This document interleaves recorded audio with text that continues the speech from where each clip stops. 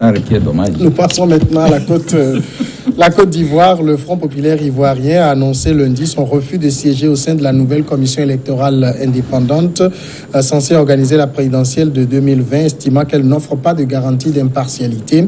Nous avons été sollicités par le gouvernement pour désigner un représentant à la commission électorale indépendante.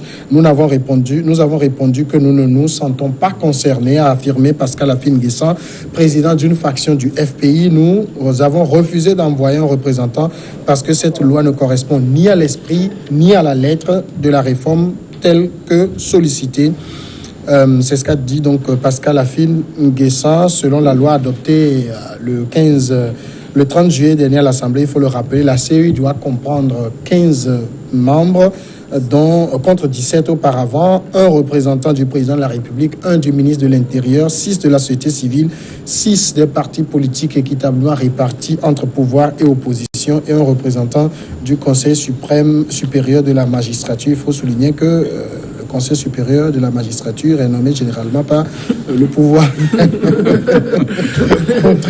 Vous comprenez l'attitude du FPI et un peu du PDCI également qui est sur la même longueur d'onde. Vous savez, je dis que l'Afrique a un problème. Le problème de l'Afrique, on ne pense jamais. Ce sont ces petits détails-là sur lesquels nous consacrons toute notre vie. C'est quoi cette histoire de représentant du chef de l'État, conseil, magistrature, patati patata? Je crois qu'on doit pouvoir arriver à briser le mythe d'élection en Afrique. Et quand on parle d'élection, on a comme l'impression que les gens sont dans une sorte de transe qui les empêche de mettre devant l'intérêt national.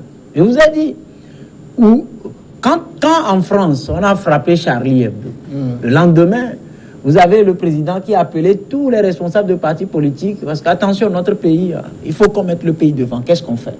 On élabore rapidement. C'est-à-dire, ça fait la différence au niveau de ces États-là. Mais ici, quand vous posez simple composition de commission électorale, soi-disant indépendante. On se déchire. Où est l'indépendance si le chef de l'État envoie quelqu'un voir dedans? Quel est le problème du chef de l'État là-bas? C'est-à-dire, la commission électorale est l'organe qui va organiser des élections pour élire le prochain président. Et l'actuel président, avec le syndrome de « on n'organise pas pour perdre », envoie quelqu'un pour voir dedans. Qu'est-ce qu'il veut surveiller? Quand j'étais en Côte d'Ivoire, ce problème, il se préparait déjà à intégrer d'autres dynamiques dans la loi électorale pour que la règle soit équitable à tous les niveaux. Alors, quand les Occidentaux organisent des élections, quoi qu'on dise, mais ils laissent le champ libre. Depuis quand ils ont posé le problème de CENI, on doit pouvoir arrêter. Parce que le problème en Afrique, c'est qu'on ne se fait pas confiance. On sait pertinemment que le gars là qui organise, ce sont des résultats préfabriqués qui seront proclamés. La dernière fois, il a gagné avec un score à la soviétique. 80%. Comment peut-on lui faire confiance? Quand on sait déjà que dans son propre camp, il ne fait pas l'unanimité. C'est ce qui d'ailleurs a poussé des gens comme le camp Soro à se détacher de la grande union qui lui a permis quand même de s'asseoir confortablement. Comment avec cette situation-là, avec un FPI même fragilisé, c'est-à-dire en matière structurelle, est encore puissant, détient une partie de l'électorat. On a le parti de Bédié qui détient une partie. Et avec ça, là, on organise une élection qu'on gagne à la soviétique. Alors, aujourd'hui, je dis, on doit pouvoir démystifier l'organisation d'élections. Cela va pas uniquement pour la Côte d'Ivoire, mais pour la plupart des États africains. Au moins, il y a certains États qui arrivent à relever ce défi-là. Quoi qu'au Ghana, à côté, on a vu, il y a eu crise. Mais parce que les gens se font confiance, ils ont réglé. Le président a fini son mandat, on a organisé l'élection. L'autre qui contestait est devenu aujourd'hui président. Il va organiser les élections. S'il arrive à gagner ces élections, c'est que l'autre là, il organise pour les autres, pas pour lui. Et c'est comme ça. C'est ça qu'on dit dans nos jargons ici, dans nos communautés à Vumbéré. Janima Jania, Yekbemble à Vivina. Mais Américain là, non Jani, Américain là, Bella, non Tutu, Américain là, non Tutu, moi, non Jani. Oui, mais ils doivent aussi apprendre à comprendre notre langue. C'est pour nous. C'est pour nous. Oui, mais on parle au monde entier. Oui, non. Quand ils nous parlent en chinois, ils nous parlent en chinois. Quand ils nous parlent en chinois, est-ce qu'on conteste? Nous, on cherche plutôt à comprendre. Non, ils n'ont qu'à chercher à comprendre. C'est pour ça d'ailleurs que je vais profiter pour lancer un appel à nos autorités de créer un institut de langue. Le problème ne se pose pas. Le problème ne se pose pas. On doit pouvoir créer aujourd'hui un institut qui enseigne la langue kabylie. Quelle est la portée? Tout est bien. Ici, au-delà du PDC du FPI, il y a également une organisation de la société civile, le GEPAT, qui refuse également d'envoyer un représentant au sein de la CEI. Ça veut dire le malaise est profond. Oui, le malaise en Côte d'Ivoire est très profond, à telle enseigne qu'on ne sait pas quel qualificatif il faut placer à cet effet. Vous savez, ce qui a commencé en Côte d'Ivoire, on risque de vivre les mêmes événements qu'en 2000, enfin en 2005. 2011, j'allais dire. Alors, si c'est comme ça, c'est dangereux, puisque les prémices sont là, les signaux sont là. Si l'opposition tout entière, en fait, je veux parler de l'opposition tout entière parce qu'aucun membre de l'opposition n'a accepté cette CEI. Pourquoi? C'est parce que dans un premier temps, ils n'ont pas cherché à avoir un dialogue.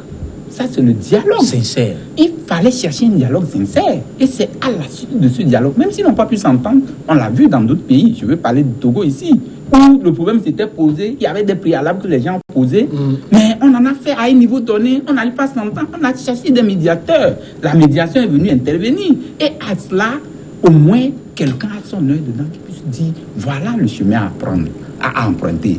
Maintenant, quand ça se fait comme ça, et que c'est moi qui ai la force, c'est moi qui vais décider, sans toi, je vais faire ce que je veux faire, ça ne peut pas résoudre le problème. Aujourd'hui, comprenez que PDCI, FPI, c'est des grands partis. Si eux ne font pas partie de cette CEI pour l'organisation des futures présidentielles en Côte d'Ivoire, je crois que la catastrophe est immense. Demain, ce gouvernement, enfin, cette élection ne sera pas une élection légitime. Elle peut être légale, ne pas être légitime. Et là, c'est dangereux parce que nous connaissons la Côte d'Ivoire. La Côte d'Ivoire n'est pas comme les autres pays. Imaginez Afin Guessan qui dit je n'enverrai personne, aucun membre de mon parti pour la CEI. PDCI dit non. Il y a au moins une commission, pas une commission, l'organisation syndicale qui refuse aussi d'envoyer des éléments. Le GEPAT qui refuse d'envoyer. Le GEPAT refuse. Mais le paradoxe, c'est qu'il y a une autre association qui a accepté d'envoyer. Il y en a toujours qui sont... maintenant, est-ce que dans ce flou, est-ce que le gouvernement va continuer en disant peut-être c'est je vais, ce qui veut me suivre, je fonce droit, je vais droit, les retardateurs prendront le train. Bon, en marche, ainsi de suite, ça va devenir un peu difficile. Donc, il va falloir que les gens jettent les bases solides pour revenir au sentiment, pour que la Côte d'Ivoire retrouve ses lettres de noblesse. Alors, on peut quand même, au niveau de la composition que proposent les autorités que je viens de citer, on peut tout dire, sauf dire qu'elle est équilibrée. Là. Non, elle n'est pas équilibrée. Elle n'est pas tout d'abord équilibrée. Et de plus, elle n'est pas indépendante. Du moment où les politiques s'y mêlent, il y a peu d'indépendance. Je ne sais même pas si les résultats seront indépendants.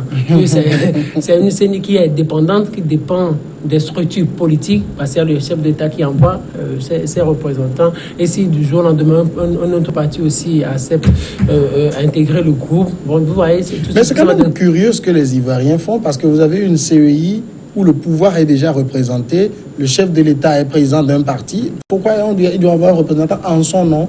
Le ministre de l'Intérieur en a en son nom également. Et la magistrature suprême. Non, parce qu'il y a un problème. Il y a un problème.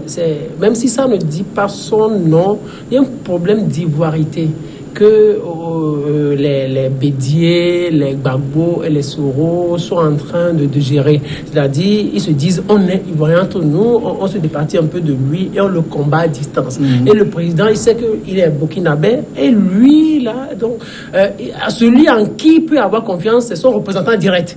Le ministre de l'Intérieur peut du jour au lendemain le trahir, mais s'il a un représentant direct, là, celui en qui il a totalement confiance, alors il serait un peu rassuré, donc il n'y a pas de problème. La deuxième chose, que je cherche à analyser un peu, c'est que les opposants ivoiriens sont en train de se comporter comme les opposants togolais. Exactement, c'est-à-dire ce qui s'est passé en 2018, les opposants togolais se sont dit non, nous on ne vient pas à la CENI, on n'a pas de représentants, on leur offre 8, 50%, ils disent non, on ne veut pas. Bien avant, on a dit, on accorde encore 3 jours de recensement, allez vous faire recenser ou dites à vos militants d'aller se faire recenser, on dit non. CENI, on dit non, on ne peut pas. Donc c'est au même jeu que les Ivoiriens sont en train de jouer. Mais ce qu'ils oublient, c'est que c'est Ouattara qui est au pouvoir. C'est Ouattara qui a le pouvoir. Ouattara a le fichier électoral en main. Ouattara, le fichier, quand il avait lancé le recensement, il y a des pro-opposants qui avaient refusé d'y participer à l'époque. Il a le fichier électoral. Il y a plus de 7 millions d'Ivoiriens qui vont aller, peut-être 3-4 millions voteront pour lui. Scientifiquement, Ouattara n'a pas de problème. Scientifiquement, Ouattara n'a pas de problème. Et s'il va aux élections comme ça, et s'il va aux élections, si les autres disent, nous aussi on va aux élections, il va les battre scientifiquement. Et il va les battre scientifiquement.